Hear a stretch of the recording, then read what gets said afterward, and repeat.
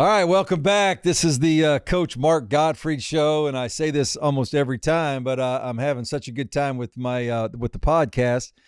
And today I am really fired up because I've got a former player of mine that I coached at NC State who was absolutely sensational for me for 2 years. And in his sophomore and junior years, he ended up going into the draft, the NBA draft. But today's guest is Lorenzo Brown, who was he might be, I'm going to argue this, maybe one of the best. I had a couple good point guards, but you're right up there, Lorenzo. You're in the group. But Lorenzo Brown, thank you for coming on. And thanks for having me, Coach. I appreciate it. Glad to be here, man. For sure. So I'm going to set up the story a little bit so everybody gets an idea. I get the job at NC State. It was after your freshman year. And when I was coaching at Alabama a couple years prior to that, I had watched you play in high school.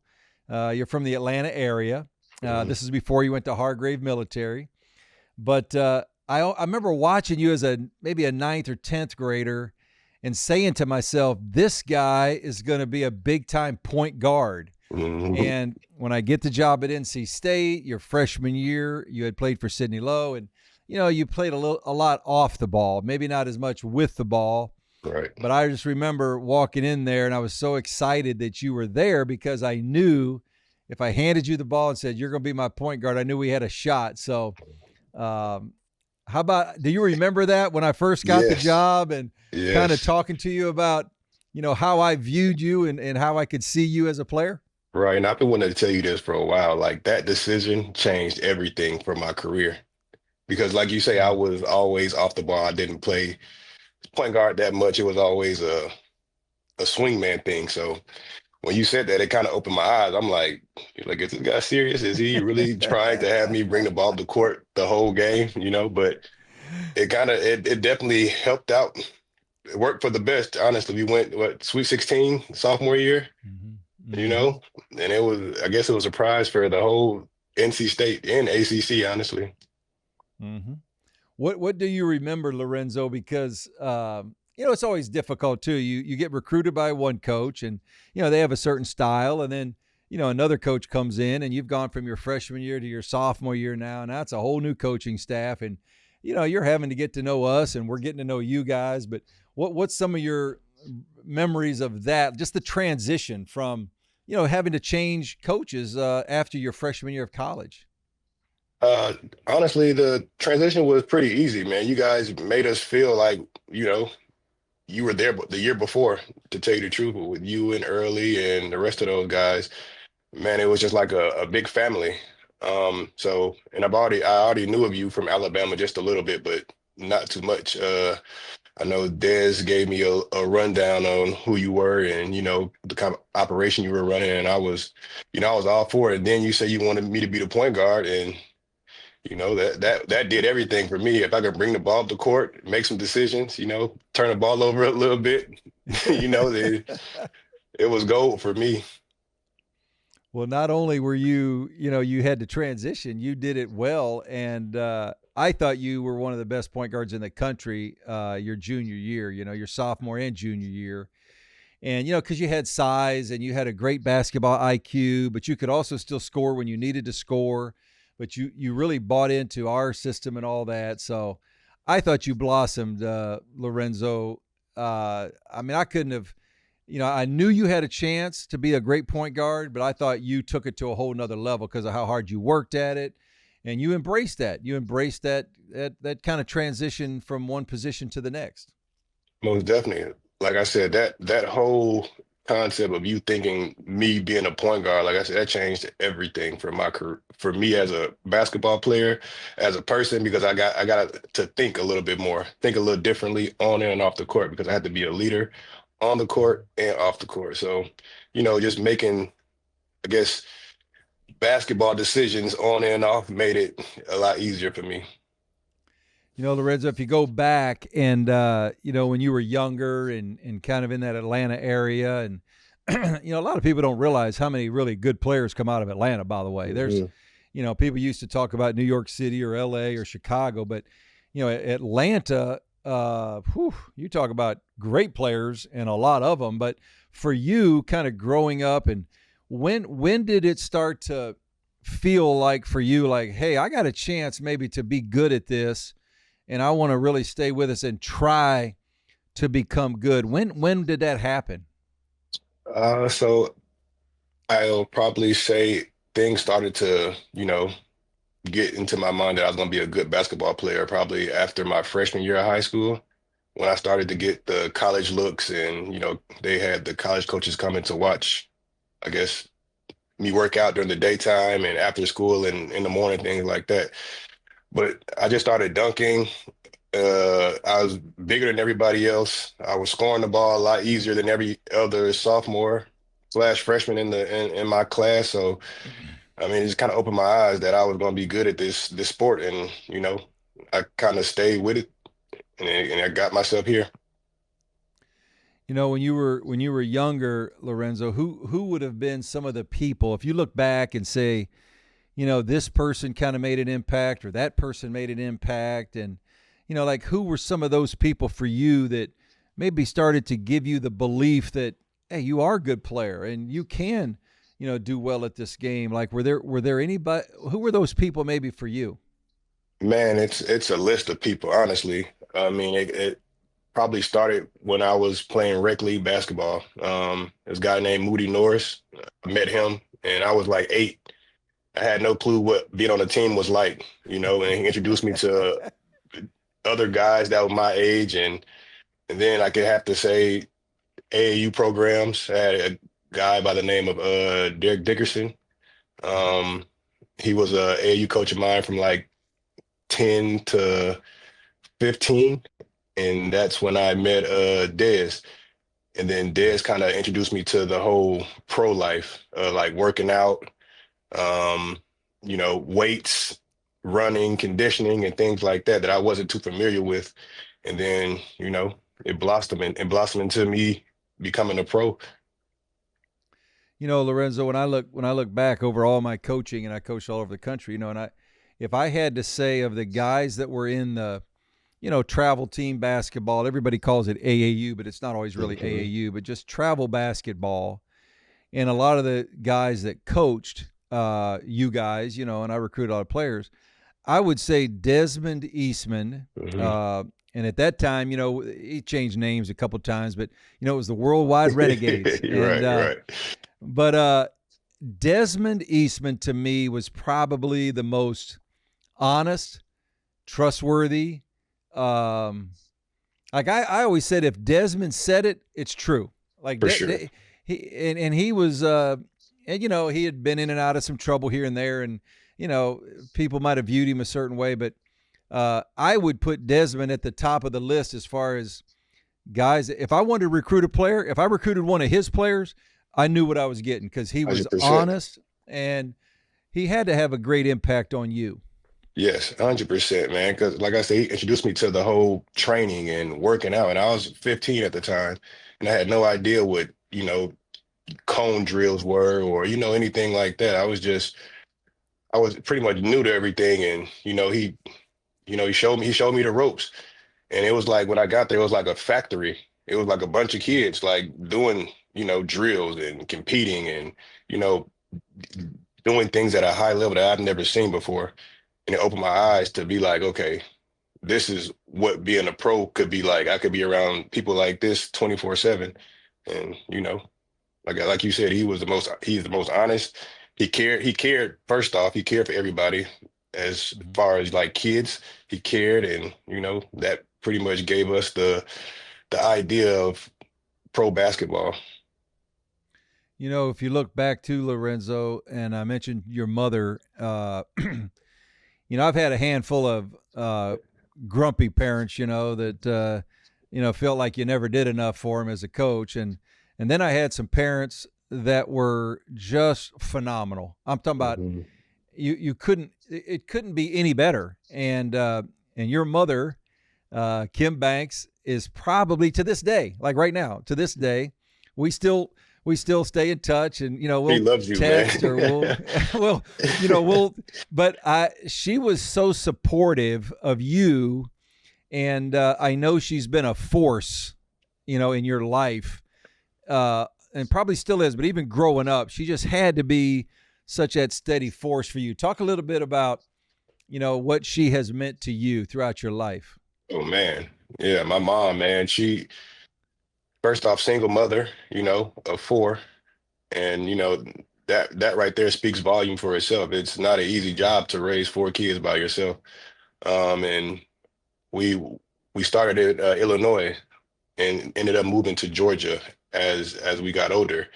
And she did her best to provide for us, keep a roof over our head, food in our mouths. And what my response was as a young kid was I was going to return the favor. You know what I mean? So every day was trying to figure out an option for myself to put us in the right position to, be in a, better environment. So I think basketball was that escape route, and she allowed me to go on and, try to be a basketball player or, anything I wanted to do. But I think she felt that basketball was my escape route, and she was right, every day I would run to the gym after school, even without doing my homework. I'm running to the gym before I drop my book bag off, and I'm running to the gym because we had a rec just opened up behind my neighborhood, and I would just go there every single day. And then I would get home, book bag, where your homework at? Like it was that type of deal. But she provided as much as she could for me and my brothers and sisters. So like I said, that this basketball thing was always an escape route, and it turned out for the best. I feel like. Do you think, Lorenzo, because I'm guessing on this, but I'm just taking a guess, but your mother's personality, like her demeanor, she was always positive.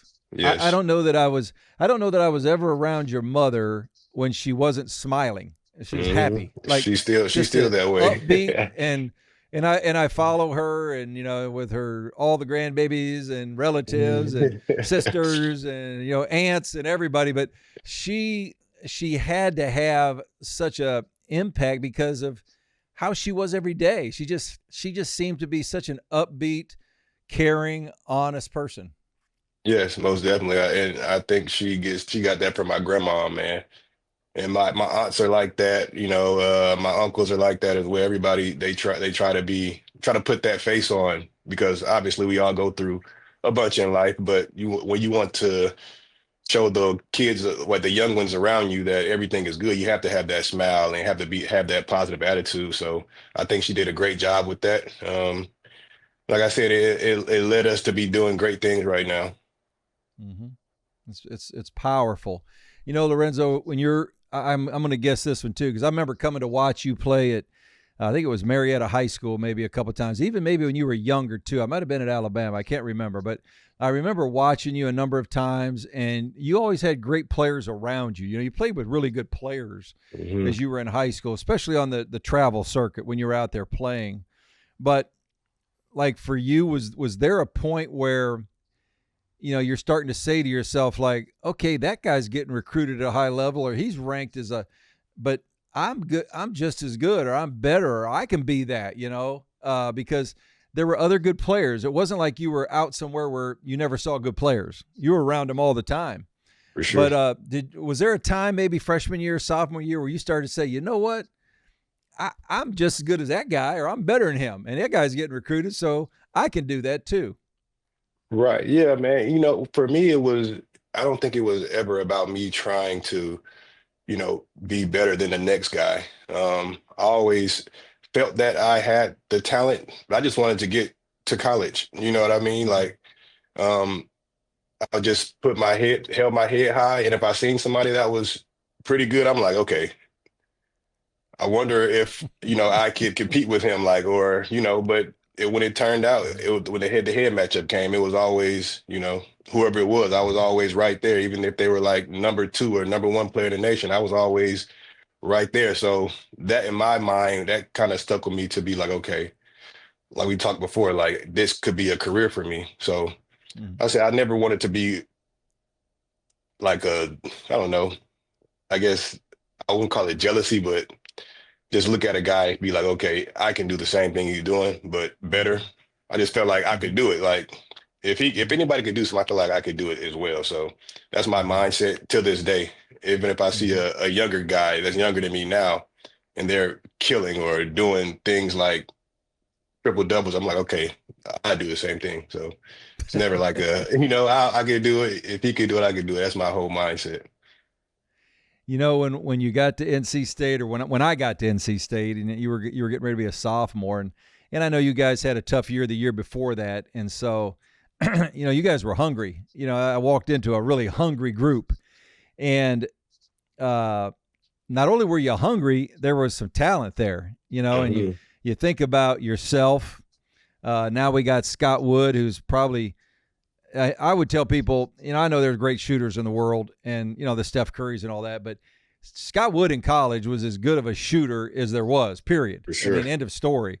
If he's open and he shoots it, you think it's going in every single time. Like, every time. He was that good.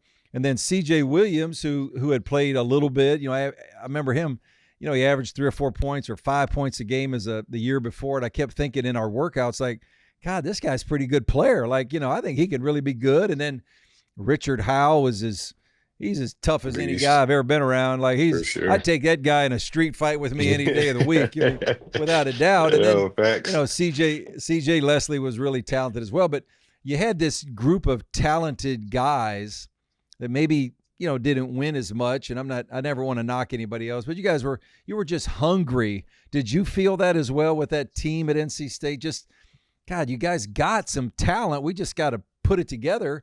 And we were able to do that.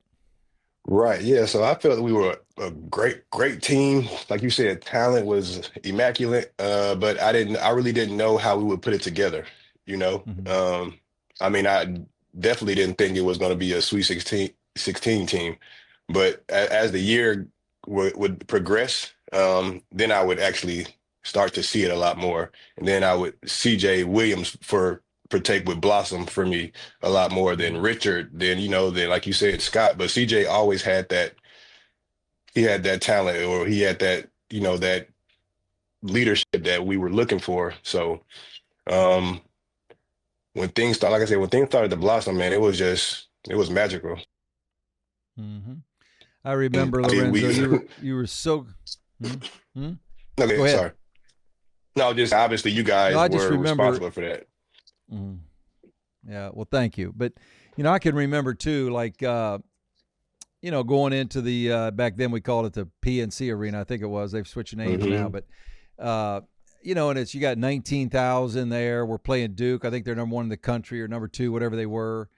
And, God, you just played so well, Lorenzo. I mean, you just – there were so many games like that where I always felt with you the bigger the stage, the tougher the competition, the more that was expected. I think you always rose to the occasion and some, and played at such a high level, and you bought into everything we were doing with our offense, and, finding all the wrinkles in our offense and how we wanted to run it and score it. But, God, I just remember how, how amazing, as a 6'5" point guard, and how well you played. And so what's some of your memories from some of those games like that, and the Duke game and some of those other games we had?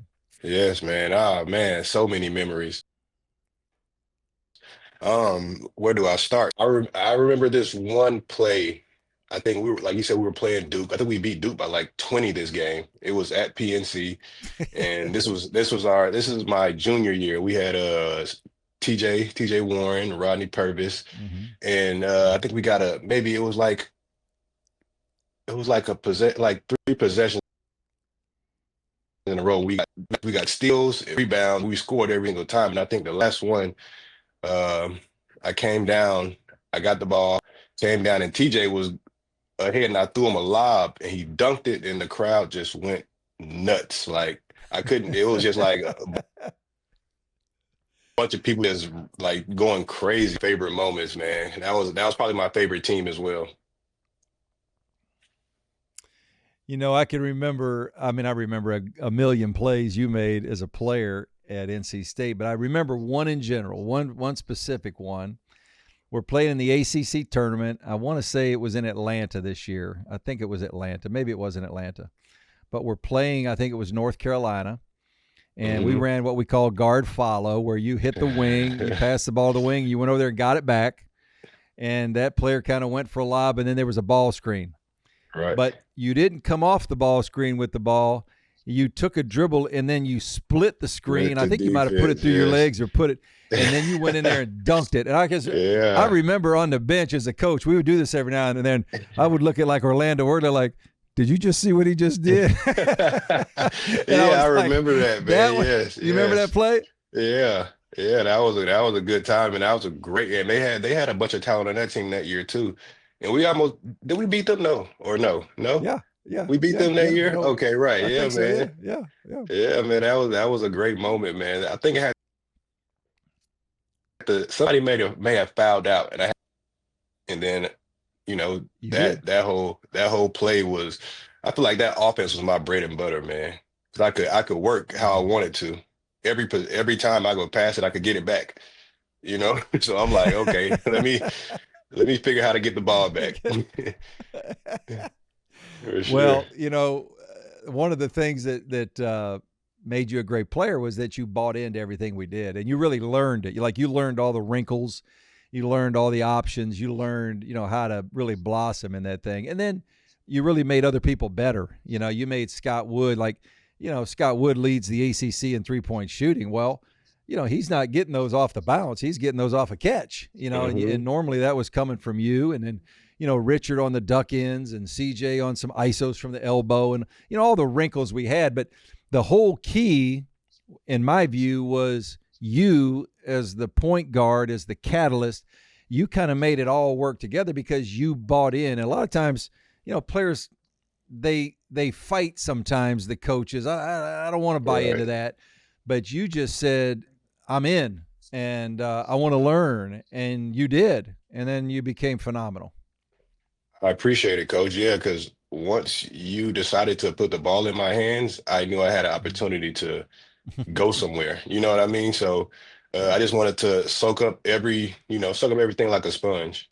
Learn as much as I can because I know you had a bunch of guards who made it to the pro level, NBA, overseas pro life. So my job was to receive information and make myself and the guys around me better.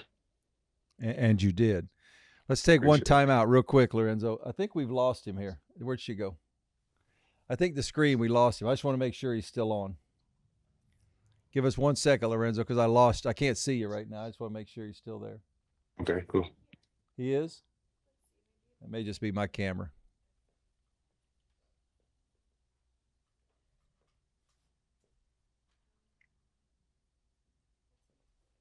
Is he there? On this one I'm looking at, he's not on there. So as long as you think he's there, we're good.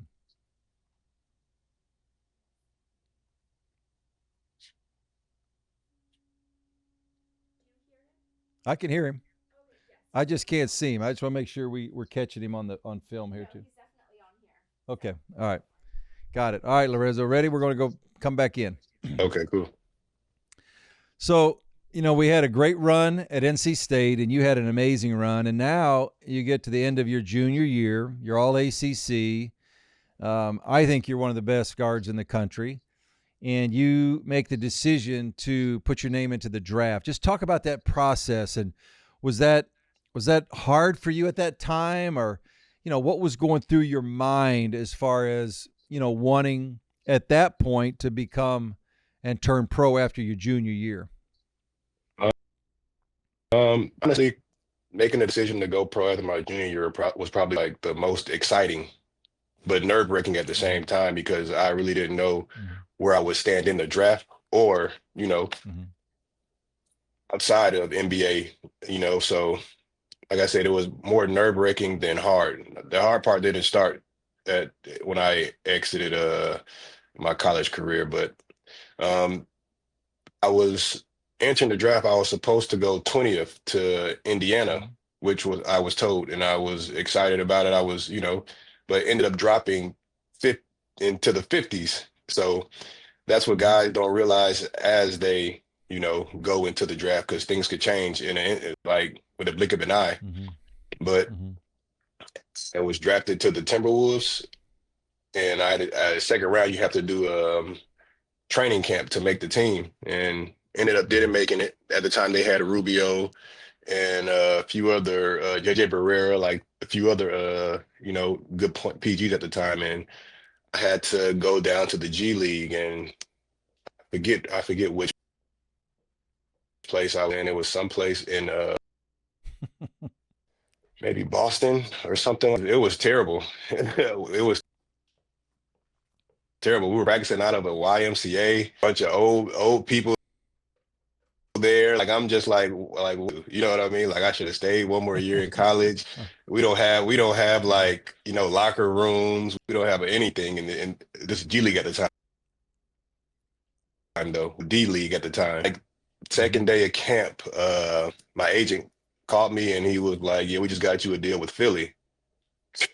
I got Mhm. on my knees and I thank God. I'm like, "Oh my," like, but that was like the beginning of my journey. Mhm. Lorenzo, when I look back and, you played, three or four different teams up and down in the NBA, and I was always baffled. I just was baffled the whole time. And I know you've had a great career playing in Europe, and we're going to get into that here in a minute and all the great stops you've had along the way. But I always was confused that Lorenzo Brown is better than that guy. He's better than that guy. He's better. He's just a better player. And then even when I worked for the Mavericks, I was there for about a year and a half. I'd ask people, and even in Dallas, I wanted them to bring you in. Like, let's go. He's as good. He can help us win. And guys would say, "Oh, he's good enough to be in the NBA." And I said, "Well, then let's take him. Let's bring him." And so Hmm. I know you were kind of up and down, and that had to be hard. But you've turned it into a great career, even though you've played a ton overseas. You've done such an amazing job. But how hard was that for you as you were kind of fighting in those early years? Like, okay, and even when you were up in the NBA, you played well. You did a great job everywhere you went. Maybe Detroit or can't really remember, but you just were. Hmm. So, how about what was going through your mind through all that as you were fighting for those positions? For sure, man. Everything was going through my mind then. Like it was a bunch of confusion, a bunch of doubting myself, a bunch of skepticism about my basketball game at that point in my career because, like you said, I felt like I was, good enough to be playing on an NBA roster. Mm-hmm. And even like my first year in Philly, like I would go down to the G League and I would average like 15, 16 points, 7 assists or something like that. And sometimes I have 30-point games and would go back up and it was like never acknowledged. You know what I mean? And I was, doing like I was kind of like a two-way before the two-way contracts were even going on. I Mm-hmm. was going back and forth. Mm-hmm. I would drive from Philly to Delaware and then to Delaware back to Philly. Like it was nonsense, but I just felt like that was the grind that they would have guys go through. And I accepted it. But at the same time, in the back of my mind, I'm thinking, like, what do I have to do? Like, what is this D League for if I can't get my shot on the Mm-hmm. actual court or get some decent minutes or participate in even practice in any, you know what I mean? But Mm-hmm. I remember one incident where I was working out and I was had the same coach I always worked out with. And so I was in Philly and I'm like, Coach, like, I think I'm ready. Like, I think I'm ready to play. Like, what's going on? And he kind of got upset with me because I was like, I was like picking at him, like, can you say something to somebody? Like, can Right. you say something? And then after that, it was like a month later, maybe even less, they waived me. And I was like, oh And, my God, is this what asking a question does? that's amazing, Lorenzo. And sometimes it's just you need one coach or one person to Hmm. just really, really believe in you that says, I'm going to, you look at a lot of guys in the NBA today and it just sometimes it comes down to just one team or one coach that says, I'm going Yes. to play this guy. And then you get your chance and then you play well. And you did that actually. I remember games that you had in the NBA where you were really, really good. And, I was always waiting and kept saying, okay, it's going to happen here. He's going to, become a long-term NBA guy. But, at some point then for you too, Lorenzo, you have to make a decision is, okay, I'm going to, and this is where a lot of people don't understand kind of the game of being a professional basketball player. I'm going to keep, dipping my foot into the water in the NBA, and I may make it, may not. And but then I have an opportunity to go overseas, guaranteed money, a guaranteed contract. I know I'm going to play. I know I'm going to start making money because at some point you have to make money, as you're playing. Talk about those decisions you had as far as when should I go? Should I not go? Should I commit to going overseas? Just talk about some of Yeah. that you went throughout your career. Right. So me making the decision to go overseas started early. After my first year with Philly, and I tried to go overseas in Italy, but some medical things were acting a little. They didn't understand. I have like a small like heart condition, but it's nothing major. But they didn't understand it, so they had me there sitting for like maybe for like 2, 3 weeks, just sitting around trying to figure out what was going on while the team was going through camp. And I mean, I'm overseas at the time. This is my first time going overseas. This is my second year out. And I ended up just leaving and going back to the D League. And that's kind of why I kept trying the D League and NBA thing, because that whole situation kept occurring. It happened to me twice, once in Italy and once in Russia.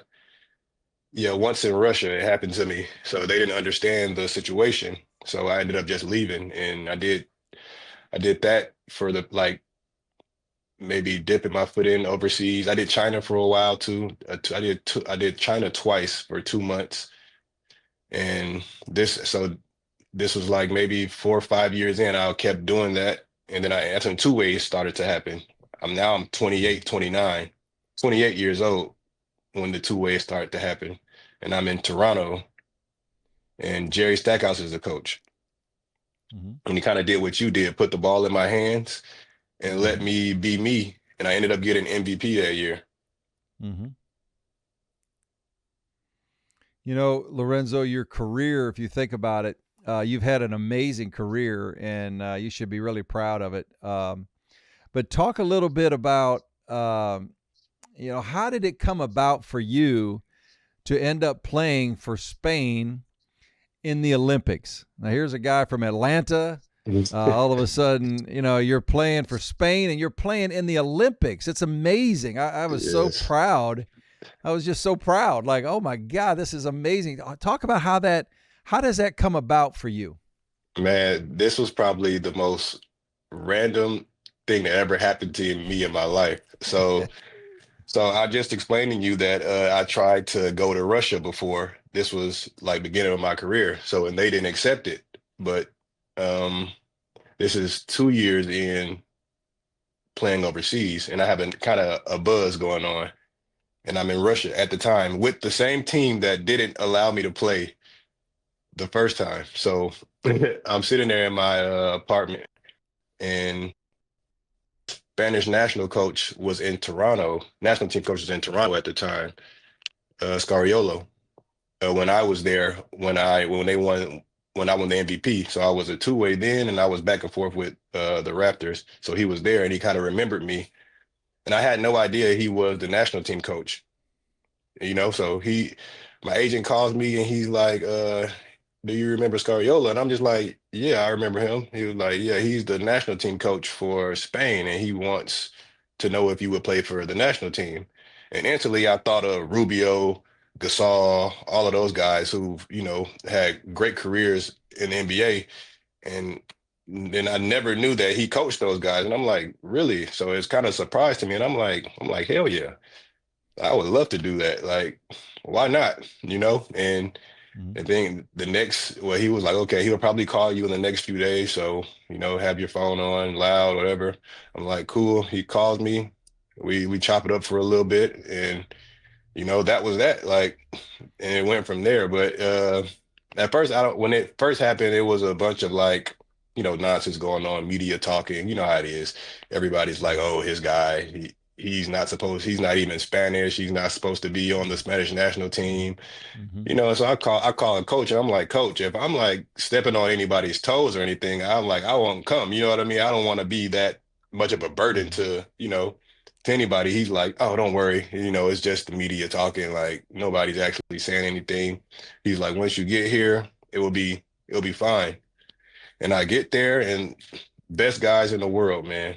Best team in the world. They were showing me everything. They told me a lot about the history. Introduced me to a lot of great restaurants out there in Madrid, man. So, and it was just like one big family. They call it La Familia, and I see why. They're really one big family. Those guys been playing together since they were like 10, kind of like our AAU circuit, but it Mm-hmm. continues to blossom until these guys are what I think Mm-hmm. either Rudy Fernandez just stopped at 40, 39. So he's been playing since, from a teenager till 39 years old. So that's how big of a family it is. But man, amazing, amazing, amazing opportunity for me, man. And we ended up winning the Eurobasket Mm-hmm. that my first year playing. And that changed a lot for me as far as a European basketball player because I ended up playing well. I almost got the MVP if it wasn't for another guy on my team, Willie Hernan Gomez. He played with the Pelicans and now overseas Mm-hmm. in Barcelona. But yeah, he played well as well. Both of us were kind of like a 1-2 punch. So either it could have went either way. So I was more proud that we won the whole thing more than anything. Mm-hmm. And that's how pretty much how my career in Europe became what it is now. Mm-hmm. Do you think, Lorenzo, when you go back? I mean, you were a part of some great things. Like what we talked about when you were at NC State, and we get into the Sweet 16, and have a real chance to be in the Elite Eight. Kansas beat us by a couple points in St. Louis, and we'd have had another crack at North Carolina, by the way, which I think we all wanted. But Hmm. you had great success. You've played in the NBA. You were a great college player. Compare what it felt like for you to walk out there in the opening ceremonies of the Olympics. And I know it wasn't USA, but you're with Spain. It's still the Olympics. It's amazing. It's what an accomplishment for you. But talk about how that felt for you to be doing that, to be an Olympian. Man, so what was it, we didn't even get to go to the opening ceremony because we were in another part of France. We were in I forget where we were, but only the USA team stayed in Paris with all of the other athletes and the basketball players. Us and the women's team, we had our own section. It was like maybe a 2-hour train ride. So we weren't able to go because we played the day after in like an early game. But just being there was amazing, man. Like I was just coming from Tel Aviv, so I was there when all the bombs were going off, and we had to, it was a bunch going on that year with me. So that whole Olympic thing was like a breath of fresh air, man. Just witnessing people that I've never think I'd ever see, like these so many athletes, so much high level talent out there. It was like I'm a kid again, man. My eyes were just huge, mouth dropped. I'm just like, wow, like that was a moment, you know what I mean? But my family got to come. My fiance, my son, my mom was in attendance as well. So it was, I had to share that moment with them. That is so amazing. Lorenzo, when you go and you look back as well, and you've had such a decorated, amazing career. You've played in a lot of countries. You've played well. You've played in the NBA, played in the ACC. I mean, you've done a lot. And but when you kind of look back from this point forward, and I know you got some more years left in you, but some of the things you've learned along the way, like lessons maybe that you say, boy, I'm thankful for this, or boy, I learned this here. What would some of the lessons maybe along the way of your career that stand out for you? What would some of those be? Man, my first lesson that I learned probably was patience, because we all want quick success, but we don't really know if we are ready for it, or we all want that huge check, but we don't know if really, you know what I mean? So I'm glad I got a chance to like actually grasp life before I even made huge amounts of money. Because you know it's easy to get it, but it's harder to keep it, in my opinion.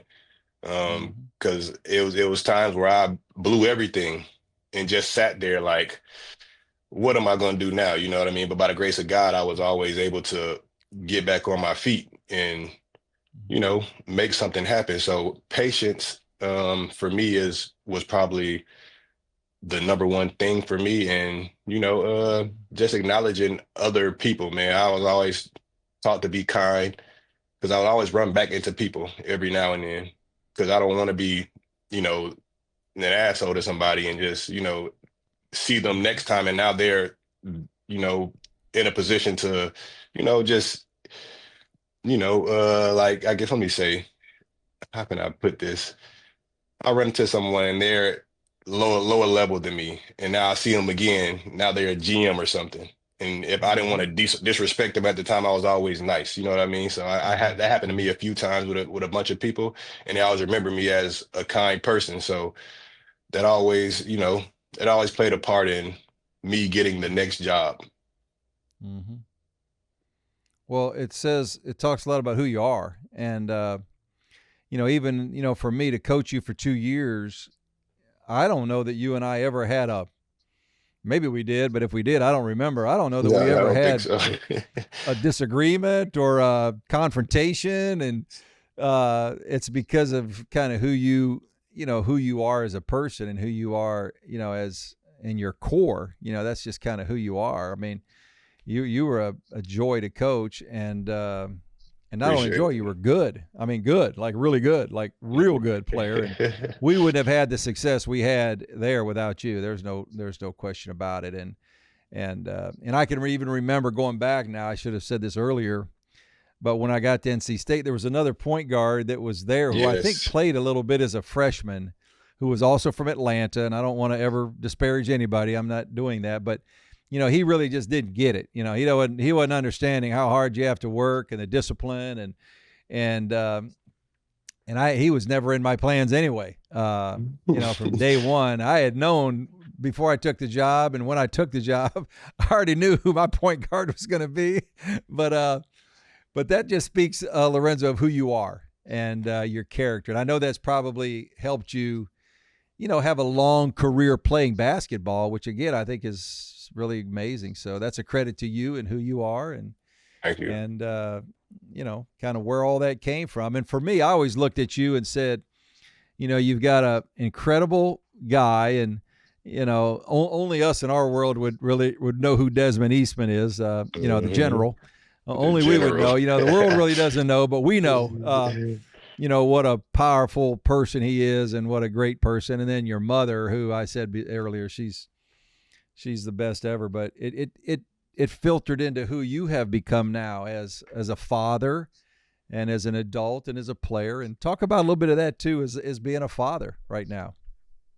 Oh man, yes, it's the best, man. I had no clue. I was always ready, but I wanted to be the perfect time, man. I wanted me to be in a position to be able to take care of a kid first. But my son just turned 1 in April. He's growing. He's becoming a young man. So I'm just trying to play my part. I'm trying to be there for him 24/7, which is impossible because I have to do so much. But man, I'm trying to be there every moment I can be. But being a father is great, man. Probably one of the best things ever happened to me. I plan on having more, hopefully, but I'm just trying to focus on, him right now and, let my fiance do the rest. If you had to look ahead, let's say we're 15, 20 years from now, and your son is older, and you'll probably have more children. But if we're ahead and we're looking back, let's just say we're 15 or 20 years ahead now. What are some things you want to teach, and what are with your child? Like, I want my child, or I hope that my child has this. I want to try to instill this into my child. What would those characteristics or values or whatever they may be? What are those for you? Man, so the first thing I want him to understand is faith, believing in himself, believing in Mm, God first. Um, Awareness, because physical awareness and mental awareness, because I want him to have eyes in the back of his head, man, just because it's a crazy world out here. And I want him to know a lot, man. I want him to read because I'm reading more. I'm doing a lot of things that I normally don't do, but I'm trying to, change who I am just for him, so that he could, start early because now I understand a little bit more. When I was younger, I had no clue, but now I understand a little bit more about life and in general. So I just want him to be aware, have that faith, believe in himself, be kind, and be strong. He's going to be a strong kid. He's already a big baby. He's already towering over all the 1 year olds he sees, and everybody's scared of him. But I would just want him to be himself, man. I think I could probably help out with that. How much? What's left in the tank for you as far as playing? I know you're getting a little bit older, and Yeah. you're not a spring chicken. You're not a spring chicken like you once were when you were 23 or 4 or 5. But so what's on the horizon for Lorenzo Brown? Oh man. So right now I have 2 more years of my contract. So and when the contract is up, I'll be 37. So right then it'll let me know what's next. But I really want to, venture off into becoming a businessman, to tell you the truth. I feel like basketball has led its path for me. It's been great. But as I get older, I understand that it's a next chapter. And I'm started now, to tell you the truth. Actually been started, but now is when it's creeping to that, end of this 2 year contract. So like I mean, like I said, I just want to venture off and gracefully, you know, be doing something else as I'm leaving the game of basketball. So I'm prepping now and we'll see where it leads. It's amazing. Well, you've had such an amazing run, and you've had a great career in the NBA and overseas. All right, I'm going to turn before we end here. We're just going to have a little fun here for a quick second. All right, because Okay. you're a student of the game. You love basketball. You've got a amazing basketball mind. You've always had that, and so if I were to ask you this question and said, okay, Lorenzo, you of all time players, all time, and you had to start a team, and you could pick one player to start your team, who's that going to be? I could pick one player to start my team, it would Mm. be LeBron. Ooh, why? 100%. Just Why? because I witnessed, hence the witness part of the LeBron thing. I was able to witness LeBron 2 times in the playoffs. And I didn't play, obviously, but just watching him, and he swept both teams that I was on. First it was Detroit playoffs when they had Kyrie, him, the rest of those guys with the Cavs. And then when I was in Toronto, um, they swept us then when we had DeMar, Kyle Lowry, and Dwayne Casey was the coach at the time, and he swept us in. But he just looked unstoppable. Like the Mm. things he was doing, like his size, he was the most vocal on the court. He just talking the whole entire time. At the same time, he's killing, and I'm like, oh man, and I just remember it once in Toronto, he hit like it was like he shot so many fadeaways, and I feel like he was doing it on purpose. Like, and he was making them, and like he was at the baseline once, and he just looked see if he had room. He was posting someone. He looked to see if he had room, and he faded out of bounds and shot it over the backboard, and it dropped in. And I'm just looking at my teammate on the bench, like, man, this dude is impossible, man. But he's really good, man. LeBron is really good. People don't understand. He's really good. But I would No, choose him to start a team. I tell people when I watched all these guys in high school, I watched him play as a high school player. I played against Jordan as a high school player. I watched Kobe in high school, and Right. physically, there wasn't anybody like LeBron. I No, mean, not at he all. was physically different. But you may have already answered my next question. Then you might have already answered it. This is a fun one for everybody. And my boys, my sons, we do this all the time. So LeBron or Jordan? So this is my take. This is my take.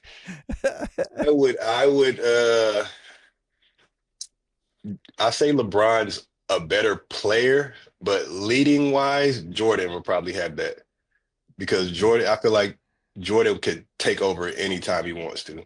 Bron can Yeah. too, but Jordan's going to give you that game winner.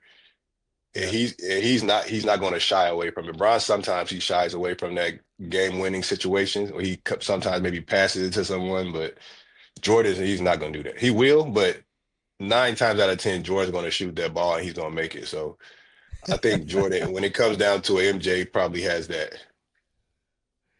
All right, if you had to win the game, you had to win a game. All right, if you don't win, you're never allowed back in the gym the rest of your life. So you have to win, and you got to pick between. You can only have one of these guys. You have to win now. Okay. And you got to pick. You got to pick between Jordan, LeBron, and Kobe. Now remember, if you lose, you're never allowed in the gym ever for the rest of your life. So you have to win. Who are you taking? MJ, 100%. I gotta take Jordan. I gotta take because I've seen Kobe. Kobe forced a lot of shots. He did when it was game time, when he didn't have to. RIP to Bean, Kobe, one of my favorite players as well. But Yeah, MJ was always that guy. Like I've never heard an instance which people are like, oh man, Jordan should never took that shot. No. But that's why I'm saying like Jordan, if it came down to it, I would get the ball to Jordan anytime. There's no doubt, no question. Well, we're going to wrap it up, but I will tell you this, Lorenzo, of all the players I've coached, and I've coached a lot of guys and some really good players, I say this from the bottom of my heart, man, you are one of my favorites Thank you. of all time. And not because you were just such a great player for us at NC State, but, man, your character, who you are and what you stood for and how you played, and you played the game the right way, and you played to win, and you were coachable, and you were a great teammate. I can go on and on and on, but I would tell you, Lorenzo, you're one of my favorites of all time. Period. Thanks, Coach. Man, likewise, man. Like I said, you changed everything for me, man. From making that decision to put me as a point guard led me to me being one of the best overseas PGs. Led me to being an Olympian, you know what I mean? Led me even to the NBA. So I appreciate you, Coach. I always want to tell you that. Well, I appreciate you saying that. So again, Lorenzo Brown, thank you so much. What an incredible guest. What an incredible person. So thank you so much, Lorenzo.